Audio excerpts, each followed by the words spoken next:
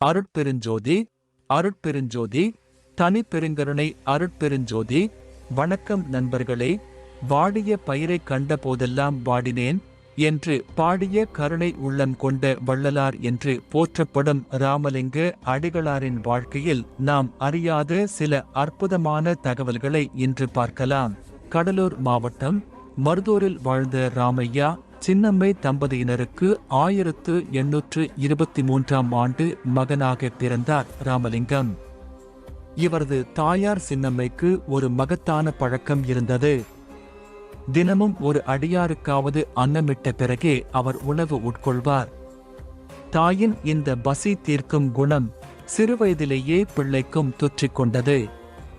இதுவே பிற்காலத்தில் அவர் ஏழைகளுக்கு அன்னமிடும் சேவையை செய்ய சத்திய தருமச்சாலை அமைப்பதற்கு மாபெரும் அடித்தளமாக அமைந்தது. இறைவன் என்பவர் ஒளி வடிவில் அருளுகிறார் என்பதை உலகிற்கு உணர்த்த வடலூரில் வள்ளலார் சத்திய ஞான சபையை உருவாக்கினார். தாமரை மலர் போன்று எண்கோண வடிவில் அமைந்த இந்த சபையின் முன்பகுதியில் எப்போதும் ஒரு தீபம் ஏற்றப்பட்டிருக்கும்.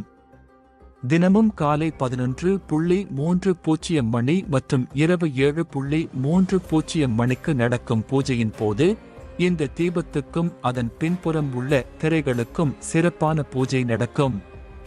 பின்பு முன் மண்டபத்தில் உள்ள சிற்சபை மற்றும் பொற்சபையில் தீபாராதனை செய்யப்படும்.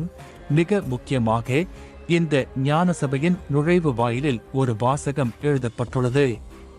புலை கொலை தவிர்த்தோர் மட்டுமே உள்ளே புகுதல் வேண்டும் என்பதுதான் அது. அதாவது மாமிசம் உண்ணாதவர்கள் மட்டுமே உள்ளே செல்ல அனுமதிக்கப்படுவார்கள். அசைவ உணவை கைவிட விரும்புபவர்கள் மனமாற்றத்திற்காக இங்கு வந்து செல்கின்றனர்.